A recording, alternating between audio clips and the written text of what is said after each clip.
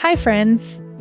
You know that feeling on Sunday night or Monday morning when you tell yourself, this week is going to be different? I'm locking in, I'm getting back on track, and I'm doing this for real this time. And in that moment, it feels good, clear, focused, and motivated. You plan and schedule your workouts, you plan and prep your meals. You start imagining how you're going to feel by the end of the week. And for a couple of days, you follow through. But then Wednesday hits. You're tired, your schedule shifts, your day runs longer than you thought. You're mentally drained by the time you get home. You sit down just for a second and don't get back up. You realize there's still more to do before you can even think about yourself. Something doesn't go as planned and the tone changes. There's too much going on. I can't fit this in. I just need a reset. I just want to sit down and not think. And notice, none of those sound dramatic. They sound reasonable. And that's why they're so easy to follow. And just like that, you step out of it. Then the question becomes, why does this keep happening? And if you slow that down for a second, it's not actually random. There's a pattern to it. And if that's familiar, this episode is for you.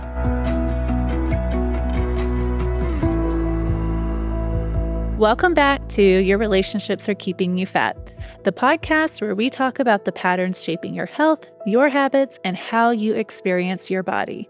I'm your host, Darla, and before we go any further, tap follow.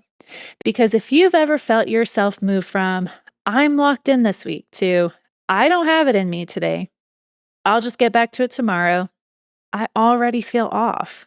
Somewhere around Wednesday, that's not random, and it's not a discipline problem. It's a pattern, and once you see it, you won't experience your week the same way again, because what feels like motivation at the start of your week often has pressure underneath it. And that pressure is what makes it hard to stay in. And the way that pressure usually shows up is right at the beginning of your week. At the start, it doesn't feel like pressure. It feels like clarity. Like, this is the week I get back on track. I'm locked in. I'm doing this for real this time. And in that moment, it feels convincing, which is why it's easy to trust. If you follow that moment and really listen to the tone, it often sounds like, I need to fix this now. I can't mess this up again. I have to get this right this time. And that's what starts to change your week, where motivation starts to become pressure. And pressure feels productive, but it's not sustainable. Because underneath that pressure, there's usually something else driving it. Urgency. I need results now. Perfectionism. If I didn't do this right, it doesn't count. And an identity gap. I don't feel like the person I'm trying to be yet. So you try to close that gap fast. You tighten everything, you raise your expectations, and you remove flexibility. And for a moment, it works. But your life doesn't operate in perfect conditions. Your schedule shifts, your energy changes, and unexpected things come up. And when your plan doesn't have space for that, it starts to break. You miss one workout and the thought shows up, well, this week is already off. And that's not about the workout. That's about the pressure that was attached to it. Because the same voice that said, this week I'm locking in, is the same voice that says, you already messed up. It didn't disappear. It just changed tone from pressure to shutdown. And you don't fall off because you lack discipline. You fall off because the way you started, and it wasn't something that you could stay in. Now let's make this real. You start the week, meal prepping, everything, planning 5 workouts and cutting out anything extra. And by the time you get to Wednesday, you're already feeling it. You're more tired than you expected. Your day took more out of you than you planned. And that sentence starts to show up. I don't have it in me today. I'll just get back to it tomorrow. And if nothing shifts in that moment, this is where it carries into Thursday. And Thursday is usually where I see the pattern fully play out. Thursday is the day that I see the most missed check ins, canceled sessions, or clients saying, I just couldn't keep up this week. And it makes sense. Not because something went wrong that day, but because of what had been building since Monday. Because in that moment when you're tired and your week doesn't look the way that you planned, you're not just responding to your schedule. You're responding to the voice in your head about your schedule. And that's the part that most people miss, that voice. That voice is what your attention starts to follow. Because your week isn't just shaped by what you planned, it's shaped by what has your attention in that moment. Your attention starts to get pulled in many different directions. Back into regret from earlier in the week, what I didn't do, what I should have done, into pressure in the moment. I need to fix this. I need to get it together. And into uncertainty about what happens next. What if I fall off again? What if that doesn't work? And depending on where your attention goes, that's the direction that your week starts to move, because your behavior will follow the voice that you listen to. So instead of trying to control your entire week, this is where we shift your focus. And it's not to doing more, but to building something that you can actually stay in. Because if the loudest voice in your week is pressure, urgency, or self doubt, that's what your actions will align with. So pause there for a second. What is the exact sentence that you say to yourself in that moment? Not the general idea, the exact wording. Because that sentence is what determines what you do next. That's the moment everything changes. Not by trying to control everything around you, but by becoming more intentional about which voice you're listening to. Because your attention will always move towards what you surrender to.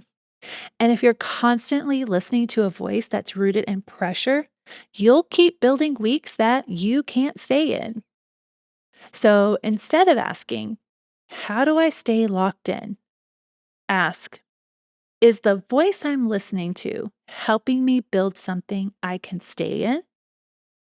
Because if that voice doesn't reflect where you're going, it's going to be harder to stay in. And that's usually the moment that you start to feel it. You feel behind and you don't want to do it anymore. And instead of adjusting, you step out of it. And it's not because you don't care, but because the version that you created required more from you than your week could actually support. And this is something that I hear all the time in client conversations. A woman will say, this week I'm locked in. And before we even talk about her plan, I'm listening to the tone because you can usually hear it right away. Is this coming from clarity or is this coming from pressure? And then I'll ask, what's driving that right now? Followed by, does this feel steady or urgent? Does this feel like something that you can sustain or something you need to fix quickly? Because those are two very different starting points. And I've worked with women who start the week with 5 workouts scheduled, every meal planned out, but no space for anything to shift. And by Wednesday or Thursday, they're running on low energy, not just physically, but mentally. And what they usually say is, I just couldn't keep up. But when you look a little closer, it's not that they couldn't keep up. I had a client say to me, I felt so good Monday and Tuesday, and then by Wednesday, I just didn't want to do it anymore. And what we noticed was nothing was actually wrong. She was sleeping less and her days were running longer than expected, and the plan didn't adjust with her. So, what she was trying to keep up with no longer matched the reality of her week. And that's where things started to fall apart. So, this is why my approach is different. I don't expect a client to meet a plan. I build the plan around where she's actually at in her schedule, her energy, and what her current week can realistically support. Because if it doesn't fit her life, it's not something that she can stay connected to. And this is where the pattern becomes clear because what a lot of women experience isn't random, it's actually predictable. Mondays feel like a reset. This is the week I finally get it together. Almost like a montage in your mind where everything starts clicking into place. But by Wednesday, that version of the week no longer matches what your life actually requires. Your days run longer, your energy dips, and your responsibilities stack up. And that's the moment that changes everything. Not because something went wrong, but because the plan was built for one version of you, and your week required something different. And there are a few things happening underneath that. And when you understand what's happening underneath it, you stop making it mean something about you, and you start seeing it for what it is. Because this pattern has less to do with discipline and more to do with how your brain and body respond to the way that you're starting your week. Monday gives you a reset. It creates distance from what didn't go the way that you wanted before, so you feel clear, motivated, and ready. But that feeling is tied to the moment, not to something that you've built. So as the week moves forward, that feeling starts to fade. And at the same time, you're planning your week from your best case version of yourself, full of energy, full of focus, with no interruptions. But by midweek, real life shows up. Your days take longer than expected, your energy dips, and the plan no longer fits. And there's something else happening too. Planning feels productive. Saying I'm locking in feels like progress. It gives you a sense of control before anything has actually changed. But when it's time to follow through, that feeling is gone. And what's left is repetition and consistency, the part that doesn't give you that same immediate reward. So by the time you reach midweek, you've already used a lot of your energy making decisions, pushing through, and trying to stay on track. And your body starts to push back, not because you're failing, but because you've been asking too much from it. And then something small happens. You miss one workout, you don't follow the plan exactly, and then the thought shows up. Well, this week is already off. And then that's when the shift happens, not because of what you did, but because of what you made it mean. And once you see that clearly, you stop trying to force your way through the week and start responding to it differently. Because that moment isn't just about behavior, it's about identity. And when physical burnout and mental resistance show up at the same time, that's usually not motivation. That's pressure reaching its limit. And this is where it shows up in a way that's really easy to miss. Your body feels the intensity and your brain starts to pull you away from it. Sometimes that sounds like, I don't feel like doing this. I'm bored. But most of the time, that's not boredom. That's protection. So instead of reacting to that moment, this is where you slow it down. Not to fix it, but to understand it. You ask, where is this voice coming from? Is it calm or is it urgent? Is it supporting me or pulling me back into something familiar? Because the goal isn't to push through that moment harder. It's to see it clearly so you have a choice in how you respond. And then this is where your week starts to shift. So instead of trying to recreate Monday, you'll adjust. You lower the intensity, but keep the identity. Because before this, one missed moment turned into, I'm off, I'll start over. But after this shift, that same moment becomes, I'm still in this, I just adjust. Same situation, different response, different outcome.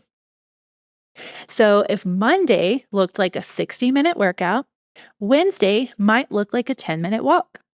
If your meals were structured earlier in the week, now it might be one intentional choice. You're not stopping, you're staying connected to it. So instead of asking, how do I stay motivated? Sometimes when I hear that urgency in a client, I'll slow the whole conversation down and I'll ask, what would this look like if it felt calm instead of intense? What would this look like if you trusted yourself to build it over time instead of needing it to work immediately? Because those questions interrupt the pressure. And the better question becomes, how do I build something that I can stay in? And that's a completely different approach. This isn't about lowering your standards. It's about building something that you can repeat. Because if the way that you start your week requires perfect conditions to maintain it, it won't hold when your life doesn't match it. And that's where we start to change the approach. So instead of trying to fix everything all at once, this is where we simplify. Not by lowering standards, but by building something that you can stay connected to even when your week changes. Instead of all or nothing, think dial, not switch. Some days you're at a 10. Some days you're at a 2. But you don't go to 0 because going to 0 is what breaks the pattern. And another way to think about this is building a floor instead of chasing a ceiling. A ceiling looks like 4 perfect workouts, perfect meals, everything done right. But a floor asks, what's the minimum that I can do that keeps me in it? Because on your hardest days, you'll fall to your floor and not your motivation. So if your floor is a 10-minute walk, one intentional meal, or going to bed earlier, you never hit 0. And this is where we start getting more specific because instead of asking, what did I do perfectly this week? We look at the facts. What did you actually repeat? Not once and not when everything lined up. But what showed up more than once, even when your week wasn't perfect? Maybe you walked 3 times. Maybe you hit your protein goal a few days. Maybe you went to bed earlier than usual twice. That's your baseline. That's what your life supported this week. And instead of dismissing that, we keep it and we build from that. This is where habit stacking comes in. And what that means is you take something you're already doing consistently and you attach something small to it. So if you've been walking consistently, maybe now you add 5 minutes of intentional breathing after. If you've been hitting your protein at one meal, you build it into a second meal. If you've created a routine around your mornings, you anchor your movement to it. You're not starting over, you're layering. You're taking what your life already supports and expanding it. And another piece of this is learning how to match your expectations to your current capacity because your capacity changes. It's based on your sleep, your stress, your schedule, your energy. And when your expectations don't match your capacity, that's where the disconnect happens. So instead of asking, what should I be doing right now? Ask, what does my current life actually support? And build from there. And this is where we bring back something that we talked about in the last episode. You have 168 hours in a week, but most women feel like they have none. And it's not because the time isn't there, but because there's no buffer built into it. There's no space for when things shift. There's no margin for energy changes, and there's no room for real life to happen. So when you build your week around perfect conditions, it only works when everything goes perfectly. But when something changes, there's nowhere for that to go. And that's when you fall out of it. So instead of asking, how do I fit everything in perfectly? Ask, where do I need more space in my week so I can stay in it? Because consistency doesn't come from filling your time, it comes from leaving enough space to keep going when things shift. And that's where your buffer lives. Maybe it's shorter workouts. Maybe it's flexible meal options. Maybe it's planning for a 2 instead of expecting a 10. But when you build that in, you don't fall out of your week when life happens. You adjust and you continue. And part of building something sustainable is expecting that your week won't go perfectly. So instead of planning for ideal conditions, you plan for disruption. What will you do when your day runs long? What will you do when your energy is low? What's your 10-minute version? Because when you have that, you don't fall out of it when things wobble. And over time, that's what creates something that you can actually stay in. If your day gets disrupted, your job isn't to restart next week. Your job is to ask, what's one thing I can still do today? A 10-minute walk, a protein focused meal, going to bed earlier? That's how you stay in it. And that's how you build trust with yourself, not by being perfect, but by continuing. And if you need something simple to come back to, use this. I don't start over. I respond. Not next week, not on Monday, right here. And as you're listening to this, I want you to think about someone in your life who starts strong and then feels discouraged when things don't go perfectly. Send this episode to her because this is the part that most people never understand, and it changes everything once you see it. This isn't just about your plan. It's about how you see yourself inside the plan. And this is where identity starts to stabilize. Because if your identity is, I have to get this right, then every mistake feels like failure. But if your identity becomes, I'm someone who keeps going, then one off day doesn't take you out. So the next time that you feel that urge to say, this week I'm locking in, pause for a moment and ask, can I actually stay in what I'm about to commit to? Because the version of you that you're trying to become isn't built in perfect days. She's built in the moments where things don't go as planned, but you stay anyway. So this week, just notice. Notice where your week feels steady and where it starts to feel heavy. Notice the moment that you begin negotiating with yourself, the moment your tone changes, the moment it goes from, I'm in this to, I don't have it in me. And just sit with that because that moment is where everything starts to shift. You don't need to change anything yet. You just need to notice what's been there all along. And as you move through this week, you're not trying to get it perfect. You're learning how to stay with yourself, even when your week doesn't go as planned. The way that you start your week matters, but the way that you respond when it shifts matters more. And the voice that you listen to in those moments is shaping what happens next. So if this helped you see something a little more clearly, go ahead and follow the show and share this with someone who needs to hear it. And I'll see you in the next episode.